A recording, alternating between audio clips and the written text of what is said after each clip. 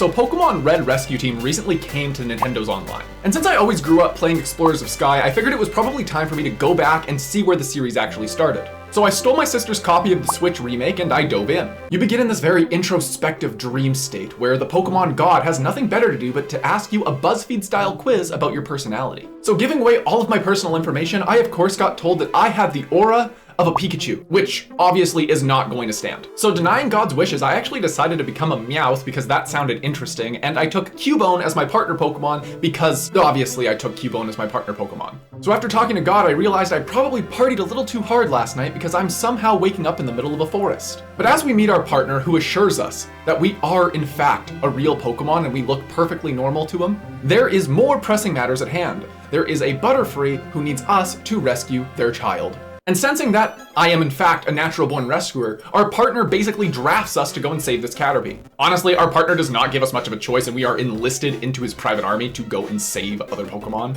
I mean, let's be honest, sometimes the Pokemon don't even want you to save them, they just want you to go into a dungeon to get a berry or to do their errands. But I'm not gonna focus on those missions because I'm here to discuss the main plot, not the grind. But with a Caterpie saved and a job well done, we go to bed. And the next morning, all of the paperwork got processed, which is one of the more unrealistic things that this game does. And now, gossip travels fast because we immediately have to go and stop 2 Magnemites who forgot you need 3 Magnemite in order to evolve. So into another dungeon you go, you split up the 2 Magnemites, and what do you get as a prize? The power of friendship, literally. We can now beat people up in a dungeon and they might want to be our friend, which is great and not at all overpowered. But with this newfound power of friendship, we drag Magnemite into Mount Steel to fight a Skarmory. Why are we fighting Skarmory? Because Skarmory abducted a Diglett. And honestly, this is one of the few times that I have to side with the thing that we're beating up. Diglett and Dugtrio are annoying. They literally cause tremors to happen in the game. And, you know, obviously for the plot, we've got to beat up Skarmory, but like there's a little bit of empathy there, because like I got annoyed watching the screen shake. I can only imagine living in it. But with Skarmory banished back to the Shadow Realm, it's finally time for the game to recognize that we're past a tutorial segment and we can have some real plot development. Fast forward a few days and there you are, rescuing the helpless, getting berries, getting stronger. When this little shit and his squad of smug-looking Pokemon shows up and introduces themselves as Team Meanies. And if that doesn't send fear into your heart, I don't know what's going to. So Team Meanies steals our mail. And this is usually fine because honestly, there's a ton of jobs like 10 feet that way at the Pelipper post office. But in this particular case, we get to be a little upset because Caterpie, you know, the friend that we made before, just asked us to save their friend Metapod. But Team Meanies is going to use this incredible opportunity to extort Caterpie and Metapod by basically saying they're gonna do the job, but then after, Caterpie and Metapod need to work and to do jobs for Team Meanies. Now, honestly, this is just a more direct way where they're asking the Pokemon they're saving to pitch in, rather than the volunteer work that our team tends to do. But regardless, we are all about free choice, so we go and we have to beat Team Meanies to the Metapod. So we race through a forest, and who is at the end of the forest? Team Meanies, who we promptly destroy. But don't worry, Team Meanies will return. But we just took it to Team Meanies and now we're feeling buff, looking swole, and we stroll into town. But we can't even celebrate for too long because there is always something that is going to be our problem. And what's our problem in this case? There's a Jumpluff who can't fly. Well, notably their friend can't fly. And this Jumpluff is trying to convince Shiftry to go and save their friend. Why does it have to be Shiftry, you might be wondering? That's because Shiftry has big hands that can create a wind tunnel.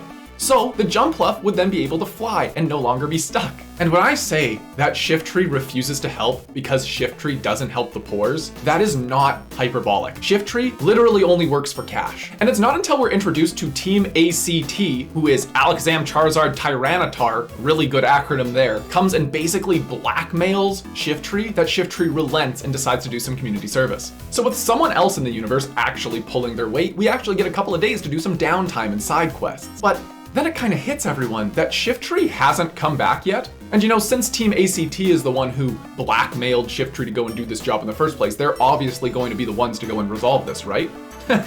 No, wrong. We have to go and save Shiftry now. So we go to where Jumpluff said their friend would be, and we eventually see that Shiftry is knocked out, and there is a stranded Jumpluff. And who shows up to completely ruin the mood? Zapdos, you know, one of the 3 legendary bird Pokemon. And Zapdos is pissed off because for some reason, Zapdos thinks that Shiftry is disrupting the natural order of things.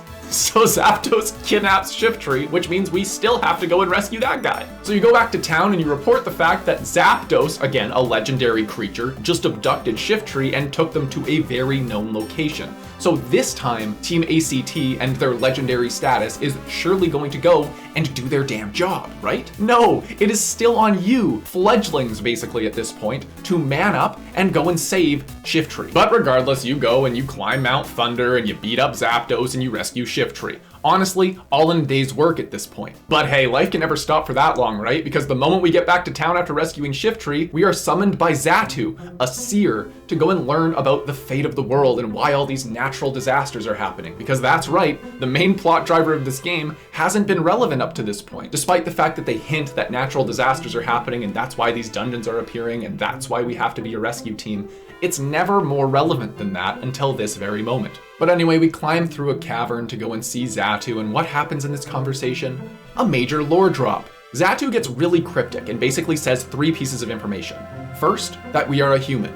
We already knew this. We remember that we were a human. 2, that the natural disasters are linked to us being a human. This is bad and very cryptic because it pins blame on us for the natural disasters. And 3, guess who was listening to all of this exposition?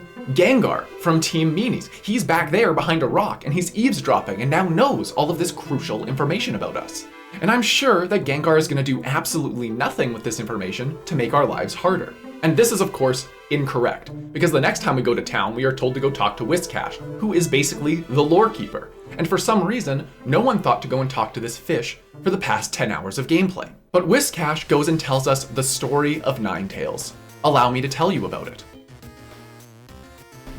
The legend goes that one day, a punk human and their partner Pokemon ran into a dungeon to grind before the Elite Four, and ran into a Ninetales. The trainer, overwhelmed by the number of tails, grabbed one of them. The Ninetales then tried to curse this trainer, but the partner Pokemon, now revealed to be a Gardevoir, took the hit, and was set to be cursed in the human's stead. But the all-powerful Ninetales asked the trainer if they would do the right thing and take on the curse instead of the Pokemon. And in response, the trainer ran the hell away, blacking out and returning to the nearest Pokemon Center. In this interaction, it was foretold that the human would be reborn as a Pokemon, and when they do, the world's balance will be upset. So, in summary, a human ran into a cave, grabbed a Ninetales' tail, and then got cursed for 1,000 years, causing the entire world to be put on a path towards destruction, which is a pretty bonkers power considering how many Ninetales probably exist in the world. Now, honestly, this alone wouldn't be that big of a deal, not the biggest revelation, it's kind of a prophecy, right? But what is weird, at least as us, the main character, is we have been getting visited in our dreams by some sort of figure. And honestly, anyone with a little bit of Pokemon experience can tell by like the 3rd time this person shows up that this is in fact a Gardevoir. So honestly, it doesn't look good for us. It looks like we are the reason that the natural disasters are occurring.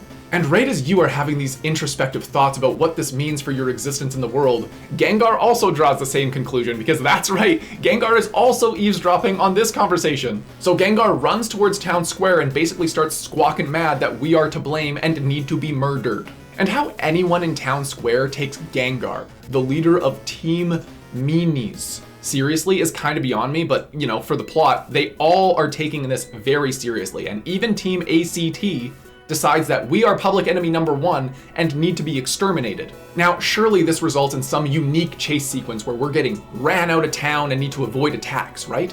No, for some reason, a ceasefire is called, and for the first 12 hours, we don't have anyone pursuing us. So surely, as a team, we are going to take this time, pack up, and head out to get as big of a lead on all of these super high-level Pokemon chasing us, right? No, that would be naive. We're gonna spend our last night sleeping in bed, and we're gonna leave with a couple hours to spare the next morning. But this absolutely insanely poor planning aside, we do leave and we are being pursued by the entire town. So as public enemy number 1, this chase sequence honestly lasts several days. And we go and we adventure through a blue cave, a red hot mountain, and a blue mountain. There's a lot of mountains in this game, huh? We just keep climbing mountains, and we keep beating legendary birds. We fight Moltres, and we win their respect. We fight Articuno, we win their respect. And we meet Absol, who also wants to find the source of the disasters and doesn't think it could be us. And honestly, Absol was like dramatically stronger than my party when we met, so I was a little intimidated that I might be a little bit underleveled. And intimidated I guess I should be, because the final mountain that we have to climb at the end of this little expedition is apparently where Ninetales lives, the Ninetales from the Legend of Ninetales that I talked about like 2 minutes ago. So I guess we're on a mission to go and talk to the no-touch Ninetales because we want to clear our name or something. So off we go to climb our third mountain. So you summit the mountain, and who is there waiting to give you a big old can of whoop-ass? That's right, Team A, C, and T. So lines are drawn, Team ACT apologizes, and they charge towards each other, and just as we're about to connect and start combat, Ninetales shows up, stops everyone, and clears our name. Ninetales drops 3 very important pieces of information. First, we are indeed a human. We know this. We have established this by several different people at this point. Second, we are not that human. A different human is the one that got cursed, not us. And 3, the natural disasters are actually being caused by Groudon, who is awakening in a very specific location that Ninetales has now provided to us. And this is fantastic because Alakazam basically puts a little stamp on a letter and sends it off, which instantly absolves us of all blame, and now everyone in the entire world is informed that we are not the bad guys. And with a puff of smoke, Team ACT also decides that they are going to go stop Groudon, which makes sense. This seems like something that they should be able to take care of.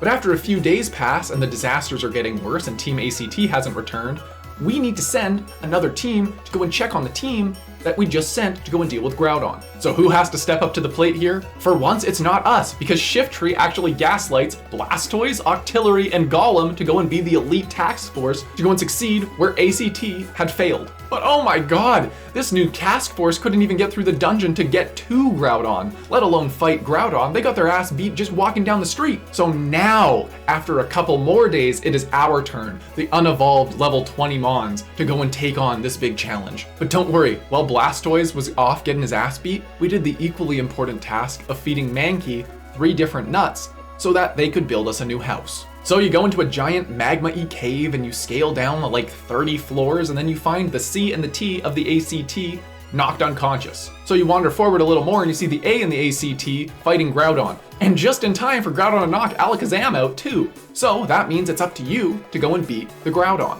And you do, and honestly, it's not even that hard of a fight. It's kind of a letdown. But you do it, and you save the world, presumably. But no, there had to be something that caused Groudon to awaken, right? And just as you're kind of thinking about that, because the natural disasters are still happening, Xatu sends you brain mail. And in this brain mail, he shows you a vision of a giant asteroid that's about to crash into the planet. And as fate would have it, we're the only ones that can solve this issue. Team ACT is still on the mend, despite the fact that a good night's sleep usually takes away all of my bruises. The Blastoise Super Squad couldn't even get through the last cave that they failed so miserably on. So I guess it falls to us to go and save the world from the giant meteor. And how are we going to save the world from the giant meteor? We need to climb another tower to talk to another legendary Pokemon to use a sunbeam to break it into a million little pieces. So, Alakazam and Xatu infuse psychic energy to make a teleportation gem that sends us to Sky Tower.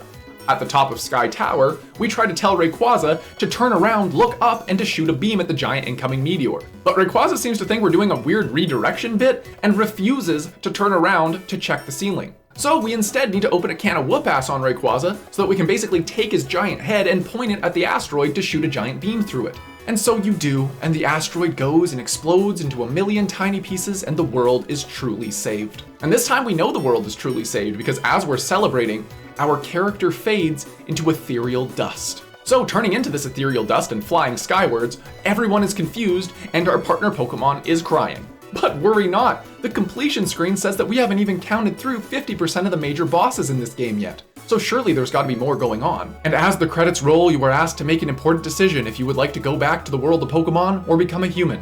And since I want to see what other bosses exist in this game, I of course choose to be a Pokemon. And the world rejoices as credits roll. Because apparently, this is everything that happens related to the main plot, and everything that happens after is just post-game stuff, which is honestly weird. And as someone who played a fair bit of the post-game, I can confirm that this is exactly what happens. And that's the story of Pokémon Mystery Dungeon Blue Rescue Team, a fantastic series that I hope gets a new edition on the Switch too. Thanks for watching, and I'll see you soon.